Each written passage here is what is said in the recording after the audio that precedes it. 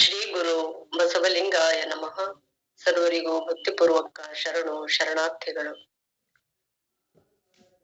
ಶ್ರೀ ಗುರುವೇ ಸಕ್ರಿಯೆಯಾಗರವೇ ಸುಜ್ಞಾನ ಸಾಗರವೇ ಎನ್ನ ಮತಿಗೆ ಮಂಗಳವಿತ್ತು ರಾಗದಿಂಬೇಗ ಕೃಪೆಯಾಗೋ. ಶ್ರೀ ಗುರುವೇ ಸಕ್ರಿಯೆಯಾಗರವೇ ಸುಜ್ಞಾನ ಸಾಗರವೇ ಎನ್ನ ಮತಿಗೆ ಮಂಗಳವಿತ್ತು ರಾಗದಿಂಬೇಗ ಕೃಪೆಯಾಗು. ಗುರುವೇ ಭಕ್ತರ ಕಲ್ಪ ತರುವೆ ಸಜ್ಜನ ಮನೋಹರವೇ ನಿಜ ಭಕ್ತಿ ಜ್ಞಾನ ವೈರಾಗ್ಯ ಮಂದಿರವೇ ಮದ್ಗುರುವೇ ಕೃಪೆಯಾಗು.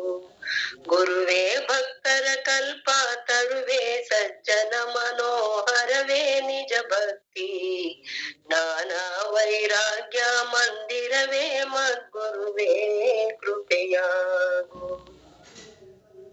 ಸರ್ವರಿಗೂ ಭಕ್ತಿಯ ಶರಣು ಶರಣಾರ್ಥಿಗಳು. ಧನ್ಯವಾದಗಳ್ರಿ ಅಮ್ಮ. ಅತ್ಯಂತ ಸುಂದರವಾಗಿ ಗುರುಕುಲ ರೀತಿಯನ್ನ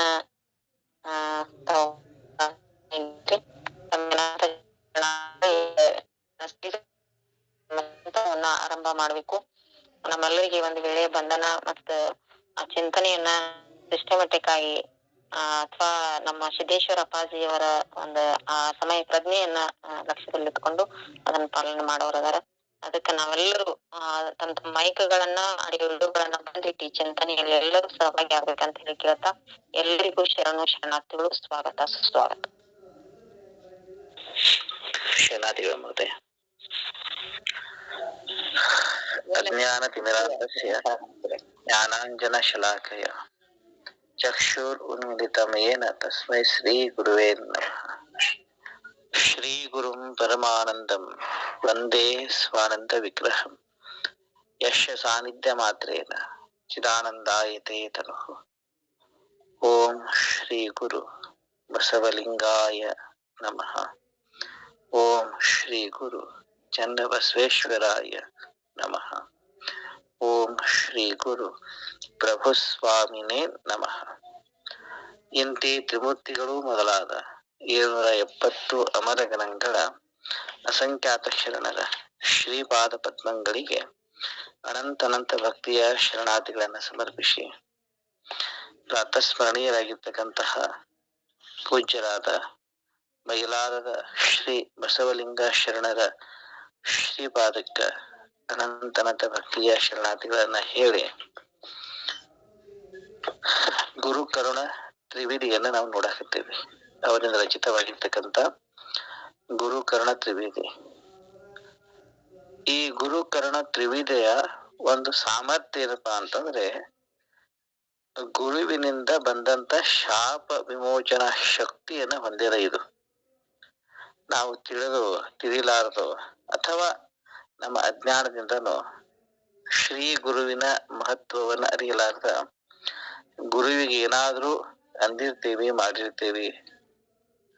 ಆ ದೋಷದ ಪರಿಹಾರ ಈ ಗುರು ಕರ್ಣ ತ್ರಿವೇದಿಯನ್ನ ಪಾರಾಯಣ ಮಾಡೋದ್ರಿಂದಾಗ್ಲಿ, ಹಾಡೋದ್ರಿಂದಾಗ್ಲಿ, ಚಿಂತನೆ ಮಾಡೋದ್ರಿಂದಾಗ್ಲಿ ಆಗ್ತದ ಅನ್ನೋದು ಅತ್ಯಂತ ನಿಶ್ಚಿತವಾದಂತ ಮಾತುಕತೆ.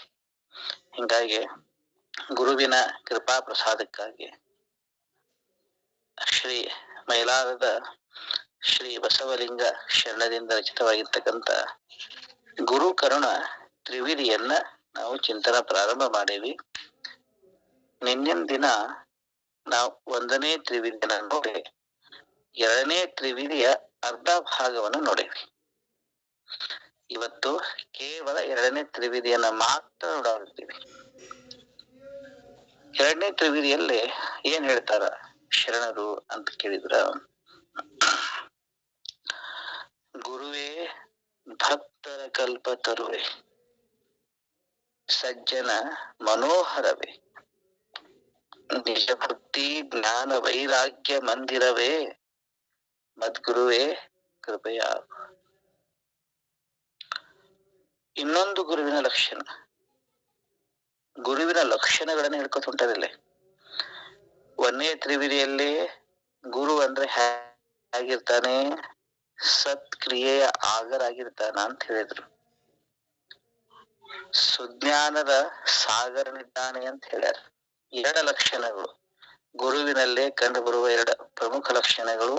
ಒಂದು ಸತ್ಕ್ರಿಯೆಯ ಆಗರ, ಇನ್ನೊಂದು ಸುಜ್ಞಾನದ ಸಾಗರ. ಈ ಎರಡು ಲಕ್ಷಣಗಳನ್ನ ಒಂದನೇ ತ್ರಿವಿಧಿಯಲ್ಲಿ ಹೇಳಿ, ಈ ಎರಡನೇ ತ್ರಿವಿಧಿಯಲ್ಲಿ ಇನ್ನೊಂದಿಷ್ಟು ಲಕ್ಷಣಗಳನ್ನ ಹೇಳತಾರ. ಏನ ಲಕ್ಷಣಗಳು ಅಂತಂದ್ರೆ, ಗುರು ಅಂತಂದ್ರ ಭಕ್ತರ ಪಾಲಿಗೆ ಕಲ್ಪತರು ಇರ್ತಾನ್ರಿ. ಗುರು ಅಂತಂದ್ರೆ ಹೇಗಿರ್ತಾನೆ? ಗುರುವೇ ಭಕ್ತರ ಕಲ್ಪತರುವೇ. ಆ ಭಕ್ತರ ಪಾಲಿಗೆ ಕಲ್ಪತರು ಸದೃಶ್ಯವಾಗಿರ್ತಾನ.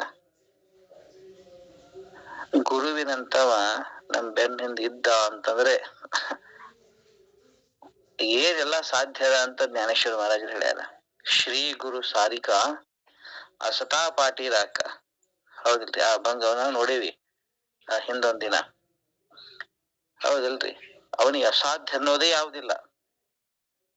ಯಾಕ? ಶ್ರೀ ಗುರು ಅಂತಂದ್ರೆ ಆತ ಕಲ್ಪತ್ತರು. ಮತ್ತೆ ಆಗಿದ್ದಾನೆ ಶ್ರೀ ಗುರು ಅಂತಂದ್ರ ಸಜ್ಜನರ ಪಾಲಿಗೆ ಮನೋಹರ ಇದ್ದಂಗ. ಸಜ್ಜನ ಮನೋಹರವೇ ಅಂತ ಹೇಳಿದ್ರು. ಇಷ್ಟು ನಾವು ನೋಡೇವಿ. ಈಗ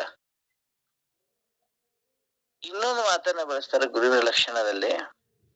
ಗುರು ಹೇಗಿದ್ದಾನೆ ಅಂತಂದ್ರೆ ನಿಜ ಭಕ್ತಿ ಜ್ಞಾನ ವೈರಾಗ್ಯ ಮಂದಿರ. ಗುರು ಅಂತಂದ್ರೆ ಹೇಗಿದ್ದಾನೆ?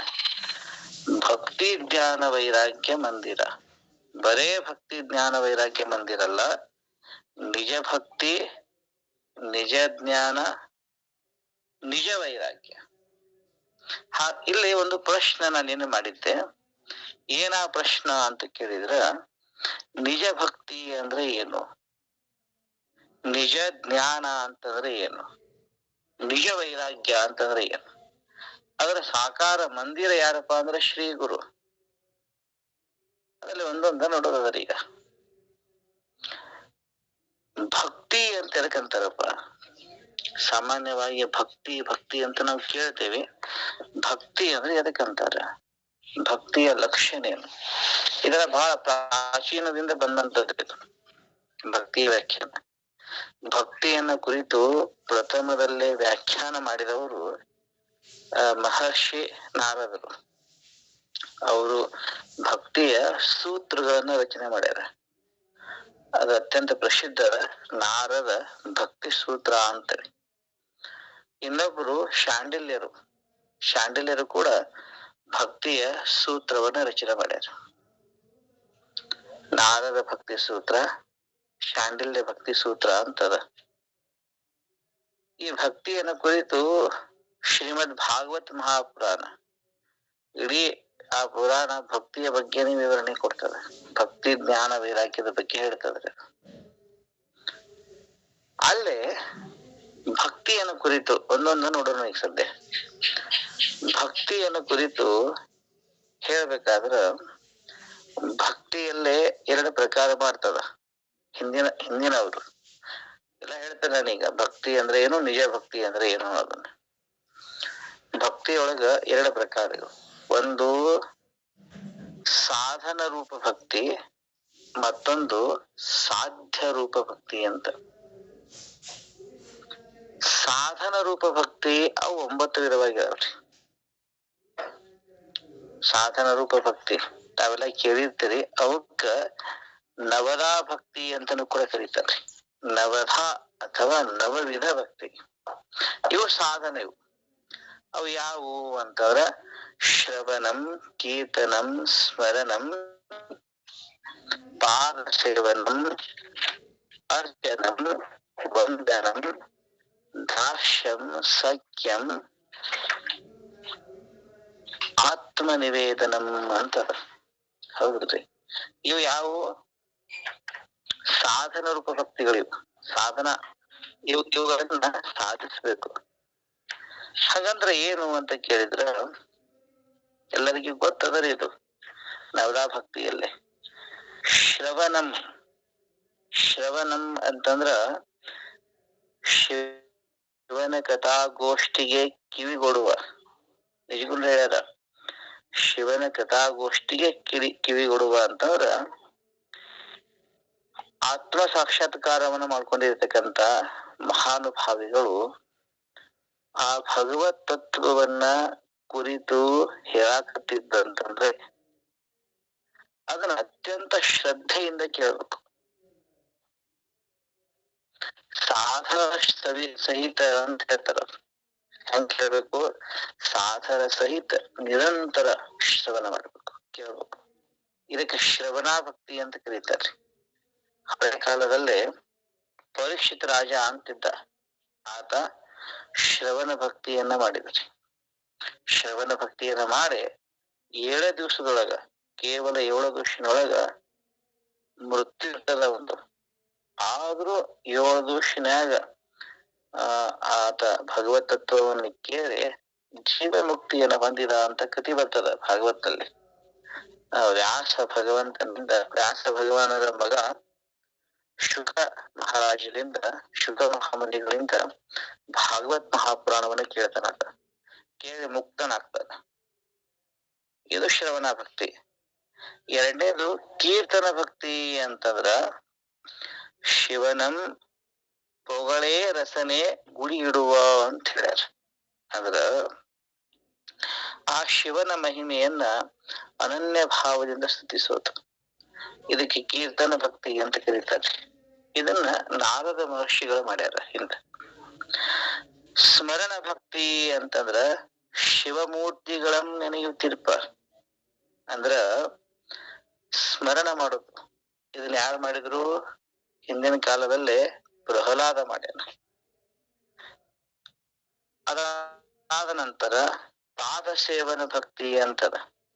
ಇದನ್ನ ಲಕ್ಷ್ಮೀ ದೇವಿ ಮಾಡ್ಯಾರ. ಅರ್ಚನ ಭಕ್ತಿ ಅಂತದ. ಇದನ್ನ ಚೋಳ ರಾಜ ಮಾಡ್ಯಾನ. ವಂದನಾ ಭಕ್ತಿ ಅಂತ ಐತಿ. ಇದನ್ನ ಅಕ್ರೂರ ಮಾಡ್ಯಾನ ಹಿಂದ. ದಾಕ್ಷ ಭಕ್ತಿ ಅಂತ ಐತಿ. ಇದನ್ನ ಹನುಮಂತ ಮಾಡ್ಯಾನ. ಸಖ್ಯ ಭಕ್ತಿಯನ್ನ ಅರ್ಜುನ ಮಾಡ್ಯಾನ.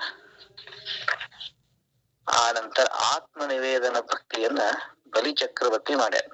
ಈ ರೀತಿ 9 ವಿಧವಾದ ಭಕ್ತಿಗಳನ್ನ ಪ್ರಾಚೀನರು ಹೇಳ್ಯಾರ. ಶರಣರ ವಚನಗಳಲ್ಲಿ ಕೂಡ ಐತಿ. ನೀವ್ ಅನ್ಬಹುದು, ಇಲ್ಲಿವರೆಗೆ ನೀವು ಬರೀ ಹಿಂದಿನ ಕಥೆ ಹೇಳಿದ್ರಿ, ಇದೆಲ್ಲರೂ ಶರಣರ ವಚನ ಐತಿ ಇಲ್ಲ ಅಂತ ಕೇಳಿದ್ರ ಅದ ಶ್ರವಣ ಭಕ್ತಿಗೆ ಸಂಬಂಧಪಟ್ಟಂತ ವಚನಗಳಿದ್ದಾವ. ಕೀರ್ತನ ಭಕ್ತಿಗೆ ಸಂಬಂಧಪಟ್ಟಂತ ವಚನಗಳಿದ್ದಾವ. ಒಂದ್ ಸಂಕ್ಷಿಪ್ತವಾಗಿ ಹೇಳ್ಕೊತ ಹೋಗ್ತೀನಿ, ಕೇಳ್ರಿ, ನಿಮ್ಗೆ ಗೊತ್ತಾಗ್ತದ. ಕೀರ್ತನ ಭಕ್ತಿ ಏನ್ ಹೇಳ್ಯಾರ? ಶಿವತತ್ವ ಗೀತವ ಬಾಳುವುದು ಶಿವನ ಮುಂದೆ ನಲಿದಾಡುವುದಯ್ಯ. ಭಕ್ತಿ ಸಂಭಾಷಣೆಯ ಮಾಡುವುದು ನಮ್ಮ ಕೂಡದ ಸಂಗಯ್ಯನ ಕೂಡುವುದು ಅಂತ ವಚನದಲ್ಲ. ಇದು ಕೀರ್ತನ ಭಕ್ತಿಯನ್ನ ಹೇಳ್ತದ. ಸ್ಮರಣ ಭಕ್ತಿಯನ್ನ ಸುಪ್ರಭಾತ ಸಮಯದಲ್ಲಿ ಹತ್ತಿಯಲ್ಲಿ ಲಿಂಗವ ನೆನೆದರೆ ತಪ್ಪುವುದು ಮೃತ್ಯು ಕಾಲ ಕರ್ಮಂಗಳಯ್ಯ ಅಂತ ಹೇಳೋ ವಚನ. ಇದು ಸ್ಮರಣ ಭಕ್ತಿಯನ್ನ ಹೇಳ್ತದ. ಪಾದಶಿವನ ಭಕ್ತಿಯನ್ನ ಮೇಲಾಗಲಲ್ಲೇನೋ ಕೀಳಾಗಲಲ್ಲದೆ ಕೀಳಂಗೆ ಹಯನ ಕರೆಯುವುದೇ ಮೇಲಾಗಿ ನರಕದೋಳ್ ಓಲಾಡಲಾರೇನು ನಿಮ್ಮ ಶರಣರ ಪಾದಕ್ಕೆ ಕೀಳಾಗಿರಿಸು ಮಹಾರಾಣಿ ಕೂಡದ ಸಂಗಮ ದೇವ ಅನ್ನೋದು ಯಾವ ಭಕ್ತಿಯನ್ನ ಹೇಳ್ತದ? ಪಾದ ಸೇವನ ಭಕ್ತಿಯನ್ನ ಹೇಳ್ತದ್ರಿ. ಅರ್ಚನ ಭಕ್ತಿಯನ್ನು ಕೂಡ ಹೇಳ್ಯಾರ.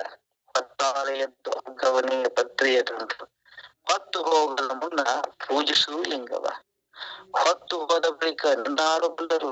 ಹೊತ್ತು ಹೋಗದ ಮುನ್ನ ಮೃತ್ಯು ಒಯ್ಯದ ಮುನ್ನ ತೊತ್ತು ಕೆಲಸವ ಮಾಡು ಕೂಡದ ಸಂಗಮ ದೇವ. ಇದು ಅರ್ಚನ ಭಕ್ತಿ. ವಂದನಾ ಭಕ್ತಿ ಕಟ್ಟಿದಿರಲಿ ಶಿವಭಕ್ತನ ಕಂಡು ದೃಷ್ಟಿಯಾರೆ ಶರಣೆಂದಡೆ ಹುಟ್ಟೇಳು ಜನ್ಮದ ಪಾಪ ಬಿಟ್ಟು ಹಿಂಗುವುದು ನೋಡ. ಈ ವಚನ ವಂದನಾ ಭಕ್ತಿಯನ್ನು ಹೇಳ್ತದ.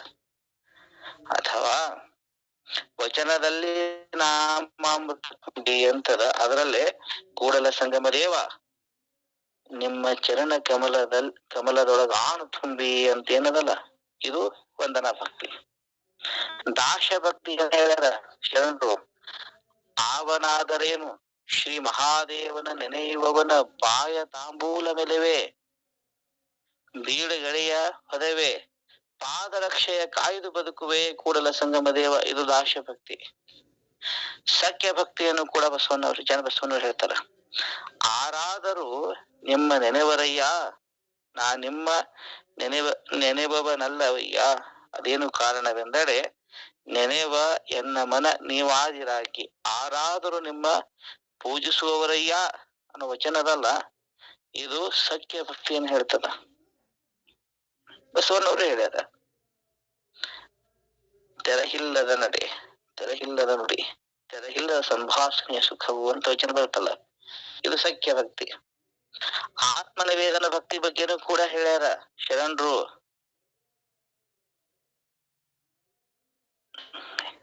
ಪ್ರಭುದೇವ್ರು ಹೇಳ್ಯಾರ, ಬಸವನವ್ರು ಹೇಳ್ಯಾರ. ಪ್ರಭುದೇವ್ರು ಅಂತಾರ, ಎನ್ನಲ್ಲಿ ನಾನು ನಿಜವಾಗಿ ನಿಮ್ಮನರಿದೆನೆಂದರೆ ಅದು ನಿಮ್ಮ ಮತಕ್ಕೆ ಒಪ್ಪುದೆ. ಈ ವಚನ ಆತ್ಮನಿವೇದನ ಭಕ್ತಿ. ಅಂತೂ ಹೇಳೋ ತಾತ್ಪರ್ಯ ಏನದಪ್ಪ ಅಂತಂದ್ರೆ, ಪ್ರಾಚೀನರಾಗ್ಲಿ ವಚನಕಾರರಾಗ್ಲಿ ಈ ನವದಾ ಭಕ್ತಿಯ ಬಗ್ಗೆ ಅನೇಕ ವಚನಗಳಲ್ಲಿ ತಮ್ಮ ಅಭಿಪ್ರಾಯವನ್ನ ವ್ಯಕ್ತಪಡಿಸ್ಯಾರ. ಅಂದ್ರ ಇವಿದ್ದಾವಂತ ನವವಿಧವಾದ ಭಕ್ತಿಗಳನ್ನ ಶರಣರು ಹೇಳ್ತಾರ. ಇವು 9 ವಿಧವಾದ ಭಕ್ತಿಗಳೇನಿದ್ದಾವಲ್ಲ, ಇವು ಎಂತ ಭಕ್ತಿಗಳು? ಸಾಧನ ರೂಪ ಭಕ್ತಿಗಳು. ಇವು ಸಾಧನ. ಈ ಸಾಧನೆಯನ್ನ ಮಾಡಿದಾಗ ಒಂದು ಸಾಧ್ಯ ಪ್ರಾಪ್ತಿಯಾಗ್ತದೆ, ಅದೇ ಪರಮ ಪ್ರೇಮ. ಹೇಳ್ತಾರ ನಾರದರು, ಸಾ ತಸ್ಮಿನ್ ಪರಮ ಪ್ರೇಮ ರೂಪ ಅಮೃತ ರೂಪಾಚ ಯಂ ಲಬ್ಧ್ವಾ ಪುಮಾನ್ ಸಿದ್ಧೋ ಭವತಿ ತೃಪ್ತೋ ಭವತಿ ಅಮೃತೋ ಭವತಿ ಅಂತ ಹೇಳ್ತಾರಲ್ಲ, ಅದು ಪರಮ ಪ್ರೇಮ ಸ್ವರೂಪವಾದದ್ದು ಸಾಧ್ಯ ರೂಪ ಭಕ್ತಿ. ಸಾಧನ ರೂಪ ಭಕ್ತಿ ನವದ 9 ವಿಧವಾಗಿರೋವು, ಆಗ ನೋಡಿ ಹೇಳಿವಿ ನಾವು. ಈಗ ಸಾಧ್ಯ ರೂಪವಾಗಿರೋದು ಪರಮ ಪ್ರೇಮ ಸ್ವರೂಪವಾಗಿರ್ತಕ್ಕಂಥ ಭಕ್ತಿ.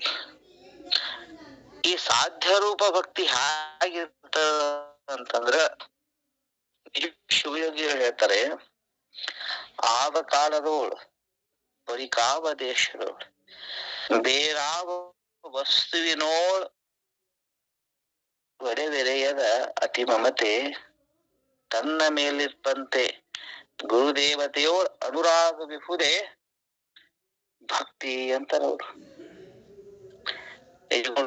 ಪದ್ಧತಿ ಅಂದ್ರೆ ಏನು? ಆವ ಕಾಲದು, ಯಾವುದೇ ಕಾಲ ಇರ್ಲಿ, ಕಾವ ದೇಶದವರು ಯಾವುದೇ ಸ್ಥಳ ಇರ್ಲಿ, ಬೇರಾವ ವಸ್ತುವಿನೋಳ್ ಒಡೆವೆರೆಯದ ಅತಿ ಮಮತೆ, ಯಾವುದೇ ಕಾಲಿರ್ಲಿ, ಯಾವುದೇ ದೇಶ ಇರ್ಲಿ, ಯಾವುದೇ ವಸ್ತುವಿನಲ್ಲಿ ಅತಿಶಯವಾದ ಪ್ರೀತಿ ಇರುವುದಿಲ್ಲ. ಏನಪ್ಪ ಅಂತಂದ್ರೆ, ತನ್ನ ಮೇಲಿರುವಂತೆ ಯಾವುದೇ ದೇಶ, ಯಾವುದೇ ಕಾಲ, ಯಾವುದೇ ವಸ್ತು ಇರ್ಲಿ, ತನ್ನನ್ನು ಬಹಳ ಪ್ರೀತಿಸ್ತಾನ. ಹೌದಿಲ್ರಿ? ದೇಶ, ಕಾಲ, ವಸ್ತು ಯಾವುದೇ ಇರುವ ಲೆಕ್ಕ, ಎಲ್ಲರಿಗಿಂತಾನು ಜಾಸ್ತಿ ಯಾರನ್ನ ಪ್ರೀತಿಸ್ತಾನ?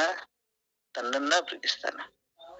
ಆದ್ದರಿಂದ ನಿಜಗುಣ ಶಿವಯೋಗಿ ಹೇಳ್ತಾರ, ತನ್ನನ್ನು ಹ್ಯಾಗ್ ಪ್ರೀತಿಸ್ತಾನಲ್ಲ ಹಾಗೆ ಗುರು ದೇವತೆಯೋಳ ಅನುರಾಗವಿಹುದೇ, ಆ ಗುರುವಿನಲ್ಲಿ, ಆ ದೇವತೆಯಲ್ಲಿ ಪ್ರೇಮ ಇತ್ತಂತಂದ್ರ ಇದಕ್ಕೇನಂತ ಕರೀತಾರೆ? ಭಕ್ತಿ ಅಂತ ಕರೀತಾರೆ. ಇನ್ನೊಂದು ಮಾತನ್ನ ಹೇಳ್ಯಾರ ಅವರು, ಸರ್ವವೆಲ್ಲವನ್ನು ಚಿದಾತ್ಮ ಭಾವನೆಗೊಂಡು ಸರ್ವ ಸಮತ್ವದಂತಿರೇ ಭಕ್ತಿ ಅಂತ. ಇದೆಲ್ಲವೂ ಚೈತನ್ಯ ಸ್ವರೂಪ. ಎಲ್ಲವನ್ನ ಚೈತನ್ಯ ಸ್ವರೂಪ ಅಂತ ತಿಳ್ಕೊಂಡು ಸರ್ವತ್ರ ಸಮಭಾವನೆ ಇರೋದಕ್ಕೆ ಏನಂತ ಕರೀತಾರ? ಭಕ್ತಿ ಅಂತ. ಅರ್ಥಾತ್ ಇದು ಭಕ್ತಿ. ಇದು ಇಲ್ಲಿ ಹೇಳೋದು ನಿಜ ಭಕ್ತಿ ಅಂತಂದ್ರ ಈ ಭಕ್ತಿ. ಈ ಭಕ್ತಿಯ ಮಂದಿರ ಯಾರಪ್ಪ ಅಂದ್ರ ಶ್ರೀ ಗುರು. ಶರಣರು ಕೂಡ ಭಕ್ತಿಯನ್ನು ಹೇಳ್ತಾ ಹೇಳ್ತಾ ಅದು ಶ್ರದ್ಧೆಯಿಂದ ಪ್ರಾರಂಭ ಆಗುತ್ತ. ತಮಗ್ ಗೊತ್ತಾದ್ರೆ ಅದು ಶ್ರದ್ಧೆಯಿಂದ ಪ್ರಾರಂಭ ಆಗಿ ನಿಷ್ಠೆಯಾಗಿ ಮುಂದೆ ಯಾವುದು ಶ್ರದ್ಧಾ, ನಿಷ್ಠಾ, ಅವಧಾನ, ಅವಧಾನ ಭಕ್ತಿ, ಅನುಭವ, ಆನಂದ, ಸಮರಸತ. ಸಮರಸತ ಅನ್ನೋದೇನಕ್ಕಲ್ಲ ಅದು ನಿಜ ಭಕ್ತಿ. ಪ್ರಾರಂಭ ಆಗೋ ಶ್ರದ್ಧೆಯಿಂದ ಪ್ರಾರಂಭ ಆದ್ರೂ ಕೂಡ ಅದ್ ಕೊನೆಗೆ ಪರ್ಯವಸಾನ ಇರುವಂತದ ಸಮರಸತೆ ಇರುವಂತದ್ರಿ. ಆ ಸಮರಸತಾ ಭಕ್ತಿ ಏನೈತಲ್ರಿ ಅದು ನಿಜ ಭಕ್ತಿ. ಅದರ ನಂತರ ಯಾರು ಶ್ರೀ ಗುರು. ಎರಡನೇ ಮಾತು ಹೇಳ್ತಾರ ಜ್ಞಾನ. ನಿಜ ಜ್ಞಾನದ ಮಂದಿರ ಯಾರು ಶ್ರೀ ಗುರು. ಒಂದನೇದು ನಿಜ ಭಕ್ತಿಯ ಮಂದಿರ ಶ್ರೀ ಗುರು. ಎರಡನೇದು ನಿಜ ಜ್ಞಾನದ ಮಂದಿರ ಅದು ಶ್ರೀ ಗುರು. ಜ್ಞಾನದ ಸಾಕಾರ ಮಂದಿರ ರೀ ಗುರು ಅಂತಂದ್ರ. ಅದಕ್ಕೆ ಶ್ರೀನಾಥ ಹೇಳ್ತಾರ ಗುಡಿಯ ನೋಡಿರನ್ನ ದೇಹದ ಗುಡಿಯ ನೋಡಿರನ್ನ. ಗುಡಿಯ ನೋಡಿರಿದು ಒಳವಿಗೆ ಒಡೆಯನು ಅಡಗಿಕೊಂಡು ಕಡು ಬೆಳಗಿನೋ ಇರುತ್ತೀಹ. ಗುಡಿಯ ನೋಡಿರನ್ನ ದೇಹದ ಗುಡಿಯ ನೋಡಿರನ್ನ. ಅದ್ಭುತ ವರ್ಣನೆ ಮಾಡ್ಯಾರ ಅವ್ರು ತಮ್ಮ ಗುರುಗಳದು. ಹೌದಲ್ರಿ? ಇದು ಗುಡಿ. ಇದು ಜ್ಞಾನದ ಮಂದಿರ. ಶ್ರೀ ಗುರು ಅಂದ್ರ ಸಾಕ್ಷಾತ್ ಜ್ಞಾನದ ಮಂದಿರ. ಜ್ಞಾನೇಶ್ವರ ಮಹಾರಾಜರು ಹೇಳ್ತಾರೆ, ಅದ್ಭುತ ಮಾತು ಹೇಳ್ಯಾರ ಅವ್ರು. ತೇ ಜ್ಞಾನ ಪೈಗ ಬರವೆ. ಆ ಜ್ಞಾನ ಪ್ರಾಪ್ತಿ ಆಗ್ಬೇಕಾದ್ರೆ ಅವ್ರು ಜ್ಞಾನಾಂಚ ಕುಟಾರ. ಇಲ್ಲಿ ಜ್ಞಾನದ ಮಂದಿರ ಅಂತ ಹೇಳ್ಯಾರ ಜ್ಞಾನೇಶ್ವರ ಮಹಾರಾಜರು. ಜ್ಞಾನಾಂಚ ಕುಟಾರ ಅಂತಾರ ಅವ್ರು. ಜ್ಞಾನದ ಒಂದು ಮನೆ ಅದು. ಜ್ಞಾನದ ಮಂದಿರ ಯಾರಪ್ಪ ಅಂದ್ರೆ ಶ್ರೀ ಗುರು. ಆ ಜ್ಞಾನ ಹೆಂಗ ಪ್ರಾಪ್ತಿ ಆಗ್ತದ ಅದು ಅಂತಂದ್ರ ಸಾಮಾನ್ಯ ಲಕ್ಷಣ ಹೇಳ್ತೇನೆ ನಾನೀಗ. ಬಾಳ ಒಳಗ್ ಹಿಡಿದು ಹೇಳಂಗಿಲ್ಲ, ಮೇಲೆ ತಿಳ್ಕೊಬೇಕಾದ್ರುನು ಆ ಜ್ಞಾನ ಹೆಂಗ ಬರ್ತದ ಅಂತಂದ್ರೆ ಅದಕ್ಕೆ ಶ್ರವಣಾದಿಗಳೇ ಬೀಜ.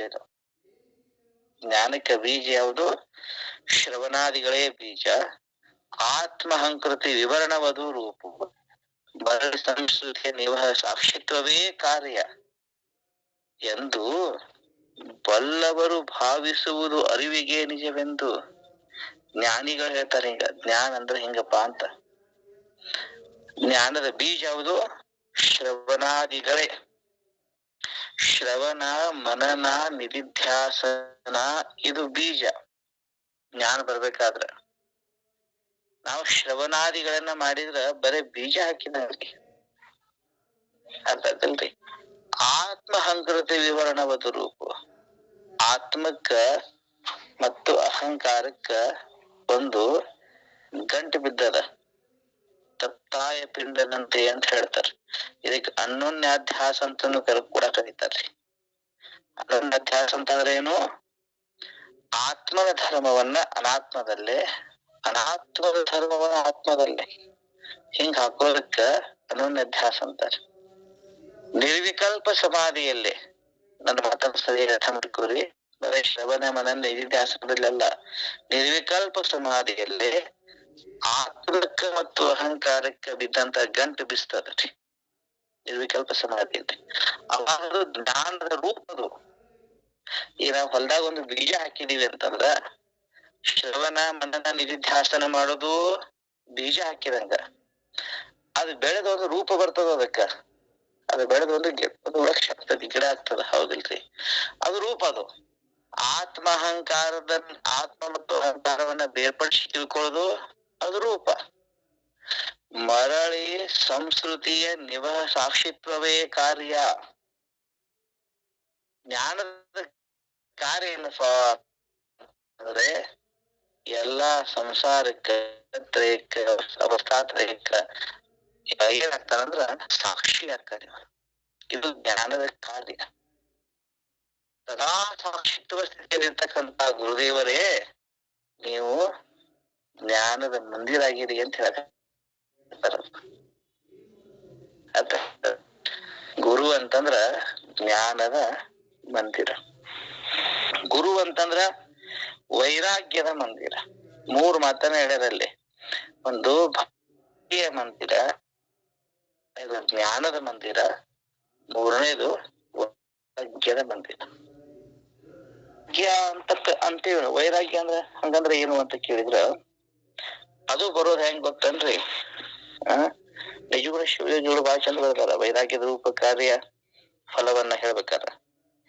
ವನಿತಾದಿ ದೋಷ ದರ್ಶನವೇ ನಿಮಿತ್ತ. ನಿಮಿತ್ತ ಅಂತಂದ್ರ ಅದ ವೈರಾಗ್ಯ ಉತ್ಪನ್ನ ಆಗ್ಬೇಕಾದ್ರೆ ಕಾರಣ ಏನು? ವನಿತಾದಿ ದೋಷ ದರ್ಶನ. ಹೆಣ್ಮಕ್ಳಿಗೆ ಹೇಳ್ಬೇಕಾದ್ರೆ ಪುರುಷಾದಿ ದೋಷ ದರ್ಶನ ಅಂತ ಹೇಳ್ಬಹುದು. ಅಕ್ಕಮಹಾದೇವಿ ತಾಯಿಯವ್ರ ವಚನಗಳನ್ನ ನೋಡ್ರಿ ನೀವು. ಎಲ್ಲಾ ಪುರುಷರ ಬಗ್ಗೆ ಬೈದಾಳ, ಹೌದಿಲ್ರಿ? ಬೈದಾಳಿಲ್ರಿ? ಮನಗಾಡ ವಚನ ಅದಾವ, ಎಲ್ಲಾ ಪುರುಷರನ್ನ ಬೈದದ್ದು ಅದಾವ. ಹಂಗ ಹೆಂಗದ ಹೇಳ್ರಿ? ಒಂದ್ ಮಜಾ ಏನಂತಂದ್ರೆ, ಇಲ್ಲೇ ನಿಜಗುಣರು ಸ್ತ್ರೀ ಸಂಕುಲಕ್ಕ ಬಯಕತ್ತಾರ ಅಂತ ತಿಳ್ಕೊಬ್ಯಾಡ್ರಿ. ಅಕ್ಕ ಮಹಾದೇವಿ ತಾಯಿಯವರು ಪುರುಷ ಸಂಕುಲಕ್ಕ ಬೈತಾರ ಅಂತ ತಿಳ್ಕೊಬ್ಯಾಡ್ರಿ. ಅವರು ಒಬ್ಬ ಪುರುಷ ಕಾವ್ಯವನ್ನ ಬರಿಬೇಕಾದ್ರ ಅವನಿಗೆ ಅವನ ದೃಷ್ಟಿಯಿಂದ ವನಿತಾದಿ ದೋಷ ದರ್ಶನ ಅಂತ ಬರೀತಾರ. ಅದೇ ಸ್ತ್ರೀ ಇದನ್ನೇ ವೈರಾಗ್ಯದ ಬಗ್ಗೆ ಬರಿಬೇಕಾದ್ರ ಪುರುಷಾದಿ ದೋಷ ದರ್ಶನ ಅಂತ ಬರೀತಾರ. ಯಾಕ ಅವ್ರು ಇರೋದ ಸ್ಥಿತಿಯಿಂದ ವಿವರಣೆ ಆಗ್ತದ ಅಷ್ಟೇ. ಅದ್ರ ಅರ್ಥ ಇವ್ರಿಗೆ ಅವ್ರು ದೋಷ ಮಾಡ್ತಾರೆ, ಇವ್ರು ಅವ್ರಿಗೆ ದೋಷ ಮಾಡ್ತಾರೆ ಹಿಂಗಿರಂಗಿಲ್ಲ. ಇರ್ಲಿ, ವನಿತಾದಿ ದೋಷ ದರ್ಶನ ನಿಮಿತ್ತ ಅಂತಾರ. ಅಂದ್ರ ಒಂದ್ ಸಣ್ಣ ಕಥೆ ಹೇಳಿದ್ರೆ ಗೊತ್ತಾಗುತ್ತಾರ ನಿಮಗ.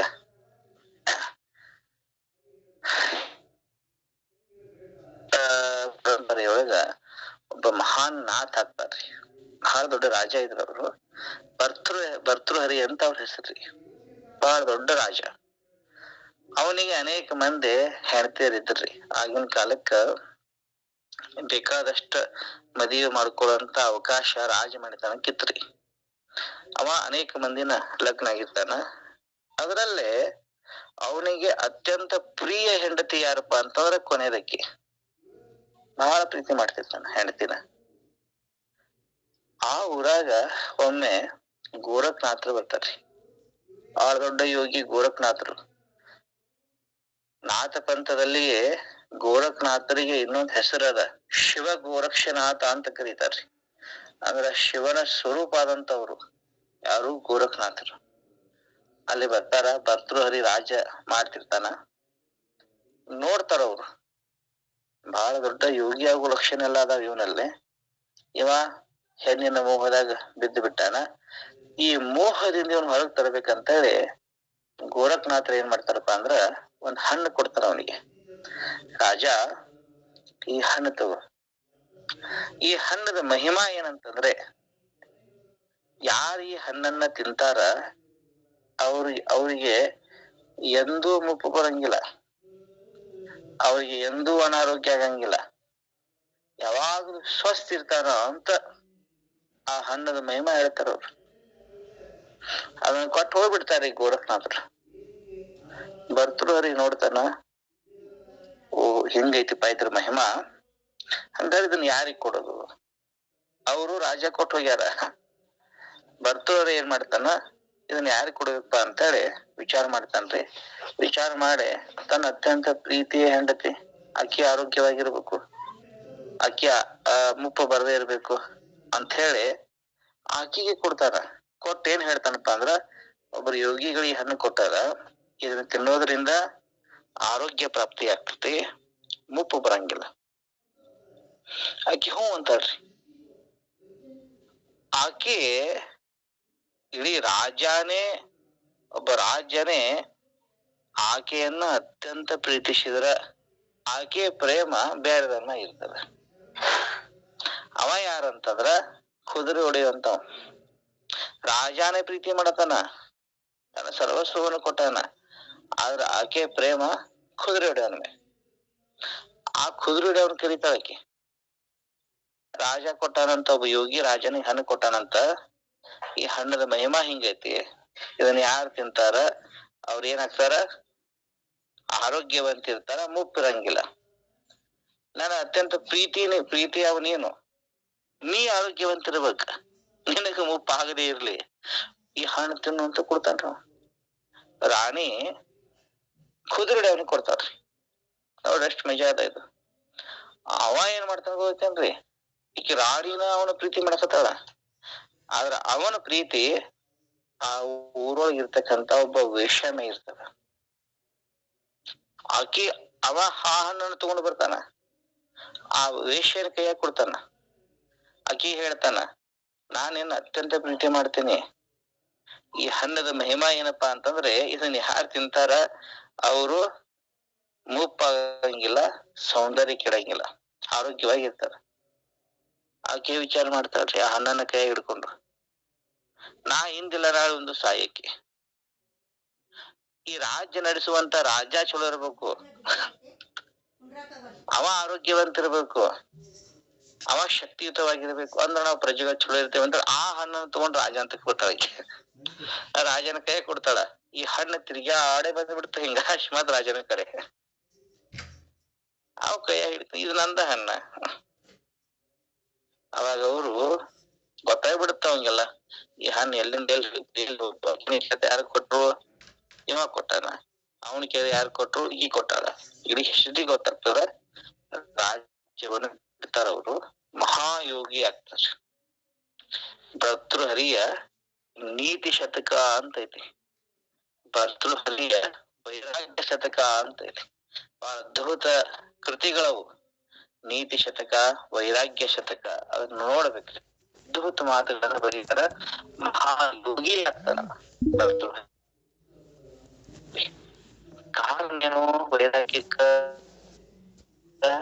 ದೋಷ ದರ್ಶನವೇ. ಎಲ್ಲಿವರೆಗೆ ದೋಷ ದರ್ಶನ ಆಗಂಗಿಲ್ಲ ಅಲ್ಲಿವರೆಗೆ ವೈರಾಗ್ಯ ಬರೋದಿಲ್ಲ. ಅದಕ್ಕಾಗಿ ನಿಜಗುಂಡ್ರು ಹೇಳ್ತಾರ, ಭೂಮಿ ಇರ್ಲಿ, ಸೀಮ್ ಇರ್ಲಿ, ಹಣ ಇರ್ಲಿ, ಎಲ್ಲೇ ಇರ್ಲಿ, ಅಲ್ಲಿ ದೋಷ ದರ್ಶನ ಆಗ್ಬೇಕು. ಯಾವ ಮಹಾತ್ಮರಿಗೆ ದೋಷ ದರ್ಶನ ಆಗೈತಿ ಅವ್ರಿಗೆ ಸ್ಪಷ್ಟ ಹೇಳ್ತಾರೆ, ಭೂಮಿನಿಂದಲ್ಲ, ಹೇಮನಿಂದಲ್ಲ, ಕಾಮಿನಿಂದ ಬಡಲ್ಲ, ಅವೆಲ್ಲಾ ಜಗಕ್ಕಿಕ್ಕಿದ ವಿಲಿ ಅಂತಾಳೆ ಸ್ಪಷ್ಟವಾಗಿ ಹೇಳ್ತಾರ ಅವರು. ಯಾಕ ಗೊತ್ತದ ಅವ್ರಿಗೆ, ನಮಗೇನ ಗೊತ್ತೇ ಆಗಿಲ್ಲ. ಆದ್ದರಿಂದ ನಮ್ಗ ಅವ ನಮ್ಮ ಅಂತಂತೀವಿ. ಅರ್ಥ ಆಯ್ತಿಲ್ರಿ? ವನಿತಾದಿ ದೋಷ ದರ್ಶನವೇ ನಿಮಿತ್ತ. ಒಂದ್ ಅಣುವಿನಿಂದ ಬಿಡುವುದು ರೂಪ. ವೈರಾಗ್ಯದ ರೂಪ ಯಾವ್ದಪ್ಪಾ ಅಂತಂದ್ರ, ಒಂದ್ ಅಣುವಿನಿಂದ, ಒಂದು ಪ್ರಮಾಣದಿಂದ ಅವ್ನು ಬಿಡ್ಬೇಕು. ನಾವೆಲ್ಲ ಸಾವಕಾಶ ಬಿಡಬೇಕ್ರಿ, ಇದು ರೂಪ. ಮತ್ ಮುಂದ್ ಹೇಳ್ತಾರ, ಬಳಿಕ ಮನ ಅತ್ತ ಎರಗಲರಾ ನಿಷ್ಠೆಯದು ಕಾರ್ಯ. ಹೊಳ್ಳಿ ಮನಸ್ಸು ಹೋಗ್ಬಾರ್ದು, ಇದು ವೈರಾಗ್ಯದ ಕಾರ್ಯ. ಅಂದ್ರ ಹೆಂಗಿರುತ್ತೆ ಗೊತ್ತನ್ರಿ, ಈಗ ಭಕ್ತಿ ನಿಲ್ಸಿಪ್ಪ ಅಂತಂದ್ರ ಪರಮ ಪ್ರೇಮ ಸ್ವರೂಪಿಯಾಗಿರ್ತಾನ. ಒಂದು ನಿಜ ಭಕ್ತಿ ಆಗಿತ್ತಂತಂದ್ರ. ಎರಡನೇದು ಜ್ಞಾನ ನಿಲ್ಸಿತ್ತಂತಂದ್ರ ಅವನಲ್ಲಿ, ಹೌದಿಲ್ರಿ? ಅವನಲ್ಲಿ ಜ್ಞಾನ ನೆಲೆಸಿತ್ತಂತಂದ್ರ ಆ ಪರಮಾತ್ಮನೇ ನಾನ್ ಅನ್ನೋದು ಇಷ್ಟು ಗಟ್ಟಿ ಇರ್ತದಪ್ಪ ಅಂತಂದ್ರೆ ಹೆಂಗ ಅಜ್ಞಾನದ ದಶೆಯಲ್ಲಿ ದೇಹವೇ ನಾನು ಅನ್ನೋದು ಎಷ್ಟು ಗಟ್ಟಿ ಇರ್ತದಲ್ಲ, ಅಷ್ಟು ಗಟ್ಟಿ ಆ ಪರಬ್ರಹ್ಮವೇ, ಪರಮಾತ್ಮನ ಸ್ವರೂಪವೇ ನನ್ನ ನಿಜ ಸ್ವರೂಪ ಅನ್ನೋದು ಗಟ್ಟಿ ಇರ್ತದ್ರಿ. ಇದು ಜ್ಞಾನ ಗಟ್ಟಿ ಆಗಿತ್ತಂದ್ರ. ವೈರಾಗ್ಯ ಗಟ್ಟಿ ಆಗಿತ್ತಂದ್ರ ಈ ಜಗತ್ತೆಲ್ಲ ಅವನಿಗೆ ತೃಣ ಸಮಾನ ಆಗಿರ್ತದ್ರಿ. ಅರ್ಥದಿಲ್ರಿ? ಇದೆಲ್ಲ ಎಂತದಿದ್ರು ಒಂದು ತೃಣಕ್ಕೆ ಸಮಾನ, ಅದಕ್ಕೇನು ಬಹಳ ಮಹತ್ವವಿಲ್ಲ. ಹಿಂಗ ಯಾರಲ್ಲೇ ನೆಲೆಸೈತಿ ಅವ್ರಿಗೆ ಏನಂತ ಕರೀತಾರ? ನಿಜ ಭಕ್ತಿ, ಜ್ಞಾನ, ವೈರಾಗ್ಯ ಮಂದಿರ. ಇವು ನೆಲೆಸಿರ್ತಕ್ಕಂತ ಮಂದಿರ ಯಾರಪ್ಪ ಅಂತಂದ್ರೆ ಅವರು ಶ್ರೀ ಗುರು. ತಿಳಿತಿಲ್ರಿ? ಅವರಲ್ಲಿ ಅದಾವ ಗುರುವಿನ ಲಕ್ಷಣ ರೀ ಇದು. ಏನಂತಾರ ಮೈಲಾರದ ಬಸವಲಿಂಗರು? ಗುರುವೇ ಭಕ್ತರ ಕಲ್ಪ ತರುವೆ ಸಜ್ಜನ ಮನೋಹರವೇ, ನಿಜ ಭಕ್ತಿ ಜ್ಞಾನ ವೈರಾಗ್ಯ ಮಂದಿರವೇ, ಮದ್ಗುರುವೇ ಕೃಪೆಯಾಗು. ಹೌದಿಲ್ರಿ? ಹೇ ಪರಮಾತ್ಮನೇ, ಗುರುದೇವನೇ, ನೀನು ಭಕ್ತಿ ಜ್ಞಾನ ವೈರಾಗ್ಯದ ಮಂದಿರನಾಗಿದ್ದಿ. ಅದರ ಒಂದು ಮಂದಿರ ನೀನು ಅಂತ ಎನ್ನ ಗುರುವೇ ಏನಪ್ಪ ಕೃಪೆ ಮಾಡು ಅಂತ ಕೇಳ್ತಾರ. ಅರ್ಥ ಆಯ್ತಲ್ಲ ತ್ರಿವಿಧಿ? ಇದರಲ್ಲಿ ಏನಾರ ಪ್ರಶ್ನೆ ಇದ್ರ ಇನ್ನೊಂದು ತ್ರಿವಿಧಿ ನೋಡ್ಬಿಡೋಣ್ರಿ. ಇನ್ನೊಂದು ನೋಡೋಣ, ಆ ನಂತರ ಪ್ರಶ್ನೋತ್ತರ ಮಾಡೋಣ್ರಿ. ಮುಂದಿನೊಂದು ಹಾಡ್ರಮ್ಮ ಅವ್ರೆ, ಮುಂದಿನ ತ್ರಿವಿಧಿ ಹಾಡ್ರಿ. ಮುಂದಿನ ತ್ರಿವಿಧಿ ಹಾಡ್ರಮ್ಮ ವನಜಾಕ್ಷಮ್ಮ ಅವ್ರೆ. ಕಾರ್ಯ ಕಾರಣ ಭಕ್ತಿ ಹಾಡ್ರಿ ಅದನ್ನ. ಕಾರ್ಯ ಕಾರಣ ಭಕ್ತಿ ಸೂರ್ಯ ಕನ್ನಡ ತಾಮಸ ಹೇಳಿ. ಕಾರ್ಯ ಕಾರಣ ಭಕ್ತಿ ಸೂರ್ಯ ತಾಮಸ ಚಿತ್ ಸೂರ್ಯ ಎಡರಿಂಗೆ ಧೈರ್ಯವಾಗಿಹ ಗುರುವರ್ಯ ನೀ ನೆನಗೆ ಕೃಪೆಯಾಗು. ಕಾರ್ಯ ಕಾರಣ ಭಕ್ತಿ ಸೂರ್ಯ ತಾಮಸದ ಚಿತ್ ಸೂರ್ಯ ಎಡರಿಂಗೆ ಧೈರ್ಯವಾಗಿಹ ಗುರುವರ್ಯ ನೀ ನೆನಗೆ ಕೃಪೆಯಾಗು. ಶರಣ. ಇಲ್ಲೇ ಶರಣಾಥಮ್ಮವ್ರೆ, ಮೂರನೇ ತ್ರಿವಿಧಿಯಲ್ಲಿ ಏನ್ ಹೇಳ್ತಾರಪ್ಪ ಅಂತಂದ್ರ, ಮೂರನೇ ತ್ರಿವಿಧಿ ಅದ್ಭುತವಾದಂತ ತ್ರಿವಿಧಿ ನೋಡ್ರಿ. ಕಾರ್ಯ ಕಾರಣ ಭಕ್ತಿ ಸೂರ್ಯ ತಾಮಸದ ಸೂರ್ಯ ಎಡರಿಂಗೆ ಧೈರ್ಯವಾಗಿ ಗುರುವರ್ಯ ನೀ ನನಗೆ ಕೃಪೆಯ. ಹೇಗಿದ್ದಿ ನೀನು? ಹೇ ಗುರುನಾಥ, ನೀನ್ ಹೇಗಿದ್ದಿ ಅಂತಂದ್ರ ಕಾರ್ಯ ಕಾರಣ ಭಕ್ತಿ ಸೂರ್ಯ ತಾಮಸದ ಸೂರ್ಯ ಹಿಂಗದಾವಲ್ಲ. ಹಾಡೋ ಟೈಮ್ನೇ ನಾವ್ ಹಿಂದ ಮುಂದೆ ಹಾಡ್ಬೋದು, ಆದ್ರ ಇದನ್ನ ಹೇಳ್ಬೇಕಾದ್ರ ಸ್ವಲ್ಪ ಎಲ್ಲೆಲ್ಲಿ ಅದ್ ನಿಂದಿರ್ಬೇಕು ಬಹಳ ಮುಖ್ಯ ಇರ್ತೈತಿ. ಹೆಂಗ್ ಹೇಳ್ತಾರಂತಂದ್ರ ಕಾರ್ಯ ಕಾರಣ ಇಲ್ಲಿ ನಿಂದಿರ್ಬೇಕು, ಭಕ್ತಿ ಸೂರ್ಯ ಇಲ್ಲಿ ನಿಂದಿರ್ಬೇಕು, ತಾಮಸದ ಸೂರ್ಯ ಇಲ್ಲಿ ನಿಂದಿರ್ಬೇಕು, ಎಡರಿಂಗೆ ಧೈರ್ಯ ಇಲ್ಲಿ ನಿಂದಿರ್ಬೇಕು. ಇವ್ ಒಂದೊಂದು ಜೋಡಿ ಅದಾವ್ರಿ. ಇವ್ ಏನ್ ಹೇಳಕತ್ತಾರ ಇಲ್ಲಿ ಅಂತ ಕೇಳಿದ್ರ, ಕಾರ್ಯ ಕಾರಣ ಕಾರ್ಯ ಅಂತ ಎದಕ್ಕಂತಾರ, ಕಾರ್ಯ ಕಾರಣ ಅಂತ ಎದಕ್ಕಂತಾರ? ಯಾರಿಗಾದ್ರೂ ಗೊತ್ತದರಿ? ಕಾರ್ಯ ಅಂತ ಎದಕ್ಕಂತಾರ, ಕಾರಣ ಅಂತ ಎದಕ್ಕಂತಾರ?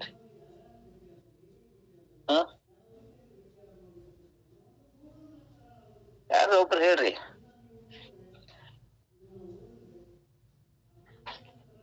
ಪ್ರಯತ್ನ ಮಾಡಿ.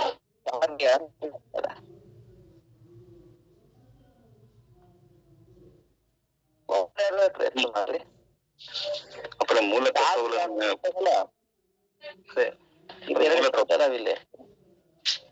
ಹೇಳಿ ಹೇಳ್ರಿ. ಕಾರ್ಯ ಅಂದ್ರೆ ಏನು? ಇವು ಶಾಸ್ತ್ರೀಯ ಪದ ಇವು, ಹೌದಿಲ್ರಿ? ಕಾರ್ಯ ಅಂದ್ರೆ ಏನ್ ನಡೀತದೋ ಅದು, ಒಂದು ಘಟನೆ ಅಥವಾ ಇರ್ಬೋದು, ಒಂದು ಕೆಲಸ ಇರ್ಬೋದು, ಏನ್ ನಡೀತದೆ ಅದು ಕಾರಣ. ಅಂದ್ರೆ ಆ ಘಟನೆ ಏನ್ ಕಾರಣ? ಇದು ಸಾಮಾನ್ಯ ಮಾತಿದು. ಇದು ನಾ ಏನ್ ಹೇಳಿದ್ರು ಶಾಸ್ತ್ರೀಯ ಪದಗಳದಾವ ಅಂತ ಹೇಳಿದೆ. ಇದಕ್ಕೆ ಅರ್ಥ ಬಾಳ ಐತಿ. ಕಾರ್ಯ ಅಂತ ಎದಕ್ಕಂತಾರ, ಕಾರಣ ಅಂತ ಎದಕ್ಕಂತಾರ. ಮೂಲ ತತ್ವಗಳನ್ನ ಇಟ್ಕೊಳ್ಳೋದು ಕಾರಣ, ಅದರಂತೆ ನಡೆಯುವುದು ಕಾರ್ಯ. ಇವೆಲ್ಲವೂ ಜರ್ಜರ ಆದ್ರಿ, ಕರೆಕ್ಟ್ ಆಗಿ ಉತ್ತರಲ್ಲ. ಒಂದು ನಿಮಿಷದಿಂದ ಕಾರಣೀಕರ್ತನಾದ ಪರಮಾತ್ಮನೇ ಇದಕ್ಕೆಲ್ಲ ಕಾರ್ಯರೂಪಿಯಾಗಿ ನಡೆಸ್ತಿರ್ತಾನೆ ಅನ್ನೋದನ್ನ, ಗುರುವಿನ ರೂಪವಾಗಿ ನಮ್ಮೆಲ್ಲರಿಗೂ ಬೋಧೆ ನೀಡ್ತಾನೆ ಅನ್ನೋದನ್ನ ಇಲ್ಲಿ ಅರ್ಥ ಅನಿಸ್ತದೆ. ಇದು ಕೂಡ ಅರ್ಥ ನೋಡ್ರಿ, ಸ್ವಲ್ಪ ಲಕ್ಷ್ಯ ಕೊಡ್ಬೇಕು. ಇವು ಶಾಸ್ತ್ರೀಯ ಪದ್ಧತಿ. ಕಾರ್ಯ ಅಂದ್ರೆ ಏನು, ಕಾರಣ ಅಂತಂದ್ರೆ ಏನು, ಭಕ್ತಿ ಅಂದ್ರೆ ಏನು ನೋಡೇವಿ ನಾವೀಗ. ಸೂರ್ಯ ಅಂತಂದ್ರೆ ಏನು, ಹೌದಿಲ್ರಿ? ಇದು ಶಾಸ್ತ್ರೀಯ ಪದ ತುರ್ಯ ಅಂತ. ಚಿತ್ಸೂರ್ಯ ಅಂತ ಕರೀತಾರ. ಸಾಮಾನ್ಯ ಅರ್ಥ ಹೇಳ್ತೀನಿ ಕೇಳ್ರಿ. ಸಾಮಾನ್ಯ ಈ ಸದ್ಯಕ್ಕ ಕಾರ್ಯ ಅಂತಂದ್ರೆ ಇನ್ 2-3 ನಿಮಿಷ ಅಷ್ಟೇ ಇದೆ. ಆ ಟ್ರಾಯ್ ಮುಗಿಸ್ತೇನೆ ನಾನೀಗ. ಕಾರ್ಯ ಅಂತಂದ್ರ ಉತ್ಪನ್ನ ಆಗೈತಲ್ಲ ಅದಕ್ಕೆ ಕಾರ್ಯ ಅಂತಾರ. ಉತ್ಪನ್ನ ಹುವೆ ಸೋ ಕಾರ್ಯ ಕೈ ಅಂತ ಲಕ್ಷಣ ಅದ. ಅಂದ್ರ ಯಾವ್ಯಾವ ಉತ್ಪನ್ನ ಆಗೈತಲ್ಲ ಅದೆಲ್ಲವೂ ಕಾರ್ಯ.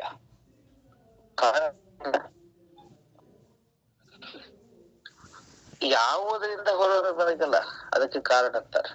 ಆ ಕಾರಣದೊಳಗ 2 ಪ್ರಕಾರ ಅದ. ಒಂದು ಸಾಧಾರಣ ಕಾರಣ, ಇನ್ನೊಂದು ಅಸಾಧಾರಣ ಕಾರಣ ಅಂತೈತಿ.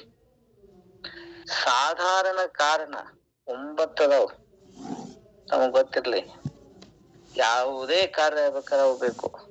ಅಸಾಧಾರಣ ಕಾರಣ ಯಾವುದೇ ಒಂದು ಕಾರ್ಯಕ್ಕೆ ಕಾರಣ ಆಗಿರೋದಕ್ಕೆ ಅಸಾಧಾರಣ ಕಾರಣ ಅಂತಾರ. ಅರ್ಥ ಆಯ್ತಾ? ಇದರ ಬಗ್ಗೆ ನಾಳಿನ ಡಿಟೇಲ್ ಹೇಳ್ತೇನೆ ನಾನು. ಇನ್ನು ಈ 2ನೇದು ತುರ್ಯ ಅಂತ ಶಬ್ದ ಬಂದತಿಲ್ಲಿ. ತುರ್ಯ ಅಂತಂದ್ರೆ ಏನು? ಭಕ್ತಿ ಬಂತು. ತುರ್ಯ ಅನ್ನೋ ಶಬ್ದನೂ ಅದ.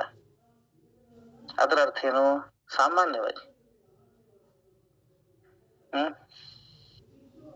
ಮೇಲ್ಮಟ್ಟಕ್ಕೆ ಹೋಗೋ ತುರ್ಯಾವಸ್ಥೆ ಅಂತಂದ್ರೆ ಭಕ್ತಿಯಿಂದ ತುದಿಗೆ ಹೋಗೋ ತುರ್ಯಾವಸ್ಥೆ.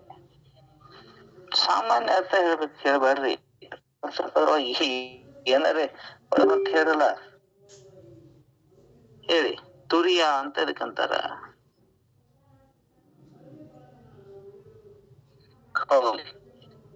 ಆಯ್ತಾ? 2ನೇ ತುರ್ಯ ಅನ್ನೋದು. ಇವೆಲ್ಲ ನಾಳೆ ನೀವು ಹೇಳ್ಬೇಕಾದದ್ದು ವಿಚಾರಗಳು. 3ನೇ ಪದ ಏನ್ ಭಾಷೆರವರು ತಾಮಸರ ಚಿತ್ಸೂರ್ಯ ಅಂತಾರ. ತಾಮಸ ಅಂದ್ರೆ ಏನು? ಚಿತ್ಸೂರ್ಯ ಅಂತ ಅಂದ್ರೆ ಏನು? ಹೌದಿಲ್ರಿ? 4ನೇದು ಹೇಳ್ತಾರ ಎಡರಿಂಗೆ ಧೈರ್ಯ. ಎಡರು ಅಂತಂದ್ರ ಭಯ ಅಂತ ಅರ್ಥ. ಭಯಗೊಂಡಾಗ ಧೈರ್ಯವಾಗಿರುವಂತವ ಯಾರಪ್ಪ ಅಂದ್ರ ಶ್ರೀ ಗುರು. 1ನೇದು ಕಾರ್ಯಕಾರಣ, 2ನೇದು ಭಕ್ತಿ ತುರ್ಯ, 3ನೇದು ತಾಮಸದ ಚಿತ್ಸೂರ್ಯ, ಎಡರಿಂಗೆ ಧೈರ್ಯ ಅಂತ ಹೇಳ್ಯಾರ. ಇವು ಗುರುವಿನ ಲಕ್ಷಣ. ಇವು ಹಾಗಂದ್ರೆ ಏನು ಅನ್ನೋದನ್ನ ಸ್ವಲ್ಪ ನೀವು ಚಿಂತನೆ ಮಾಡ್ರಿ. ನಾಳೆ ಅದ್ರ ಕುರಿತು ಚರ್ಚೆ ಮಾಡೋಣ ಅಂತ ಹೇಳ್ತಾ ಸರ್ವರಿಗೂ ಶರಣಾರ್ಥಿಗಳು. ಏನಾದ್ರು ಪ್ರಶ್ನೆ ಕೇಳಿ. ಗುರುಗಳೇ, ಕ್ಷಮೆ ಇರಲಿ. ಆ ಎಲ್ಲ ಸದ್ಭಕ್ತರಲ್ಲಿ ಕಳಕಳಿಯಿಂದ ನಾನು ಪ್ರಾರ್ಥಿಸ್ಕೊಳ್ಳೋದು ಏನಂದ್ರೆ, ಈ ಪ್ರವಚನ ನಡೆದಾಗ ಯಾರು ಕೂಡ ಆಡಿಯೋ ವಿಡಿಯೋಗಳನ್ನ ಆನ್ ಮಾಡಬಾರ್ದು. ಕಂಟಿನ್ಯೂ 1-2 ಜನ ಅಂತೂ ಕಂಟಿನ್ಯೂ ಇಟ್ಟಿದ್ರು. ಅಪ್ಪ ಅವರು ಹಂಗ ಆಯ್ತು ಅಂತಂದ್ರೆ ಪ್ರವಚನ ಮಾಡೋ ಬಹಳ ತೊಂದರೆ ಆಗ್ತದೆ. ತಾವು ಪ್ರವಚನ ಕೇಳಲಿಕ್ಕೆ ಬಂದಿದ್ರಿ ಇಲ್ಲೇ, ತಾವು ಆ ಕೆಲಸವನ್ನ ನೀವು ಮಾಡ್ಬೇಕು. ವಿನ ನಿಮ್ಮ ಫೋಟೋಗಳನ್ನ ತೋರಿಸೋದಾಗ್ಲಿ, ವಿಡಿಯೋಗಳನ್ನ ಆನ್ ಮಾಡಿ, ಆಡಿಯೋಗಳನ್ನ ಆನ್ ಮಾಡಿ ತಪ್ಪು ಕಾರ್ಯವನ್ನು ಮಾಡಬೇಡ್ರಿ. ಯಾಕಂದ್ರೆ ನಾವು ಸದ್ಭಕ್ತರಾದವ್ರು ಎಲ್ಲರೂ ನಾವು ಡಿಸಿಪ್ಲಿನ್ ಕಾಪಾಡ್ಕೋಬೇಕಾಗಿದೆ.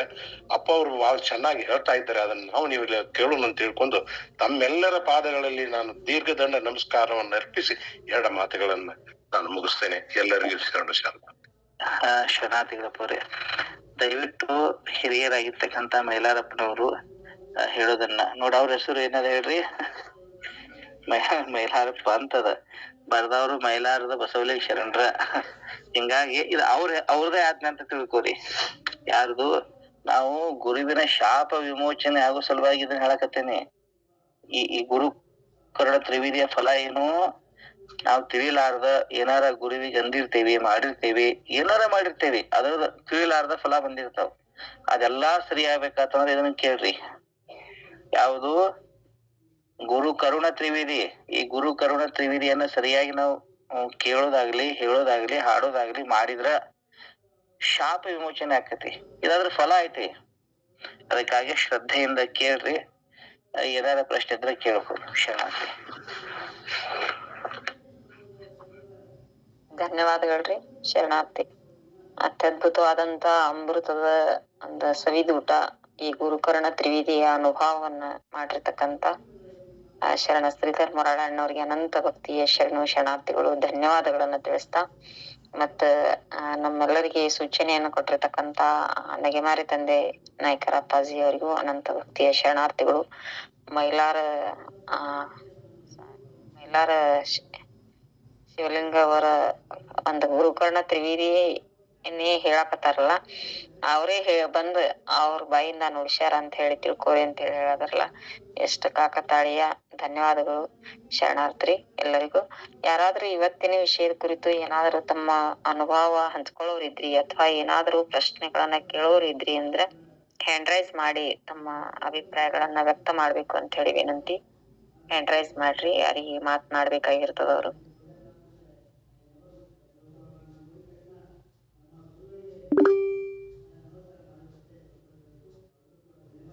ವೀರೇಂದ್ರ ಪಾಟೀಲ್ ಅಣ್ಣವ್ರ ಮಾತಾಡ್ರಿ.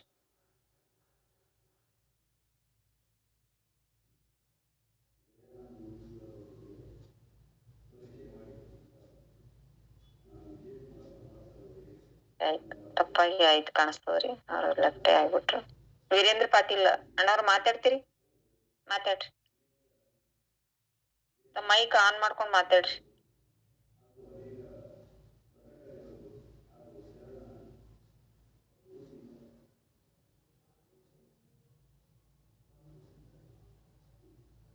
ತಿಗಡಿ ಅಪ್ಪಾಜಿರಿ ಮಾತಾಡ್ರಿ. ನಿನ್ನೆ ಮತ್ತು ಇವತ್ತ 2 ದಿವಸ ಈ ಗುರುಕರ್ಣ ತ್ರಿವೇದಿ ಬಗ್ಗೆ ತಮ್ಮ ಅಭಿಪ್ರಾಯಗಳನ್ನು ಒಂದಿಷ್ಟು ವ್ಯಕ್ತ ಮಾಡ್ಬೇಕು ಅಂತ ಹೇಳಿ ವಿನಂತಿ.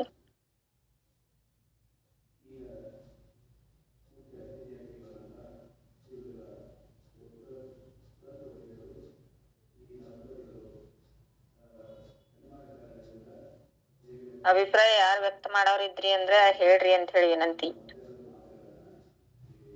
ವೀರೇಂದ್ರ ಪಾಟೀಲ್, ಹನಗಂಡಿ ಅಪ್ಪಾಜಿ ಮಾತಾಡ್ರಿ. ಇದರ ಗುರುಗಳೇ, ಗುರು ಕಲ್ಪಿಸಲು ಸಂಸಾರ ವಿಷಯ ಕೆಟ್ಟಿತ್ತು, ಮಾಯಾ ಪ್ರಪಂಚವ ಬಿಟ್ಟಿತ್ತು, ಗುರುಪಾದವ ಮುಟ್ಟಿ ಭವಗೆಟ್ಟೆನು ಕಾನ ರಾಮನಾಥ. ಬರೀ ನಾವು ಕೇಳುವುದ್ರಿಂದನೇ ಅಷ್ಟೇ ಶಕ್ತಿ ಬರ್ತೈತಿ ನಮ್ಮಲ್ಲಿ. ಆತ್ಮ ಆತ್ಮ ಆ ಸ್ಥಿತಿಗೆ ಹೋಗ್ತೀವು. ಆದ್ರೆ ನಡೆದ್ರೆ ಹೆಂಗ ಆಗ್ತೀವ ಅನ್ನೋ ಬಗ್ಗೆ ಪೂರ್ಣ ಡಿಟೇಲ್ ಬಗ್ಗೆ ಹೇಳ್ರಿ ನಮಗ ಸ್ವಲ್ಪ. ನಡೆದವ್ರಿಗೆ ಕೇಳ್ಬೇಕ್ರಿಪ್ಪ, ನಾವು ಪ್ರಯತ್ನ ಮಾಡತ್ತೀವಿ. ನೀವ್ ಆ ಸ್ಥಿತಿಗೆ ಹೋಗ್ಯಾರಿ. ಅದಕ್ಕ ಯಾರ್ ಹಂಗ ಅದಾರಪ್ಪ ಅಂತಂದ್ರ ಯಾರ ಈಗ ನೋಡ್ರಿ, ಇವ್ರ ಜೀವನ್ಯಾಗ ಒಂದ್ ಕತಿ ಬರುತ್ತ. ಮೈಲಾರ ಬಸವಲಿಂಗ ಶರಣರದು ಅವ್ರ ದಿನ ಬರೀ 8 ದುಡಿತಿದ್ರಂತ. ಅವ್ರು ಎಷ್ಟ ಹೇಳ್ರಿ? 8 ಅಷ್ಟೇ. ಅವ್ರದೊಂದ್ ಟಾರ್ಗೆಟ್ ಅದ. 8 ಆಯ್ತಾರ ಬಂದ್, ಹೌದಿಲ್ರಿ? ಅದ್ 1 ತಾಸ್ನ 8 ಆಯ್ತಾರ ಉಳ್ಕ ಟೈಮ್ ಅಲ್ಲ ಇದೇ ಯೋಗಾಭ್ಯಾಸ ಧ್ಯಾನ ಇದ್ರ ಹೋಗ್ತಿತ್ತು, ಹೌದಿಲ್ರಿ? ಕತಿ ಕೇಳಿರಿಲ್ರಿ? ಕೇಳಿ. ಹಂಗ ಇದ ವೈರಾಗ್ಯದ ಲಕ್ಷಣ, ಮತ್ತೇನ್ ಹೇಳ್ಬೇಕು, ಹೌದಿಲ್ರಿ? ಹೆಂಗಿರ್ತಾರ ಅವರು? ಎಲ್ಲಾ ಬಸವಾದಿ ಶರಣರ ಜೀವನ ಚರಿತ್ರೆಯನ್ನ, ಎಲ್ಲಾ ದಾಸರ ಜೀವನ ಚರಿತ್ರೆಯನ್ನ, ಸಂತರ ಜೀವನ ಚರಿತ್ರೆಯನ್ನ ಒಂದು ಸಾರಿ ಸಾಕು, ವೈರಾಗ್ಯ ಅಂದ್ರೆ ಗೊತ್ತಾಗತ್ತ. ತುಕಾರಾಮ್ ಮಹಾರಾಜರ ಹತ್ರ ಒಮ್ಮೆ ಶಿವಾಜಿ ಬಂದಂತ ಎಲ್ಲಾ ಮನಗಂಡ ವಜ್ರದ ವೈಡೂರ್ಯ ಹಣ ತಗೊಂಡ್ರು.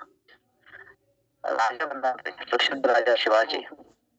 ತುಕಾರಾಮ್ರ ಏನ್ ಹೇಳ್ಬೇಕು ಗೊತ್ತಂದ್ರ ಅವ್ರಿಗೆ? ಏನ್ ಹೇಳ್ಬೋದು ಹೇಳ್ರಿ? ಹರಕ್ ಹಾಕೊಂಡ್ ಹೇಳುವಂತ ಮನುಷ್ಯ ಇವ್ ತಿನ್ನಾಕ್ ಊಟ ಇಲ್ಲ, ಸರಿಯಾಗಿ ಹಾಕೊಳಕ್ ಬಟ್ಟೆ ಇಲ್ಲ, ಎಲ್ಲಾ ತಂದ ನಾನು ರಾಜ ಕೊಡಾಕತ್ತೇಳಿ.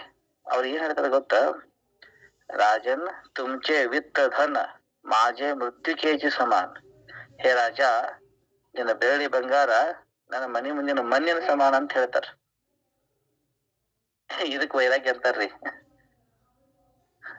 ಹೌದಿಲ್ರಿ? ಸರ್ವ ಶರಣಾರ್ಥಿ. ತುಂಬಾ ಚೆನ್ನಾಗಿ ವಿವರಿಸಿದ್ರಿ. ಧನ್ಯವಾದಗಳು ಶರಣಾರ್ಥಿ.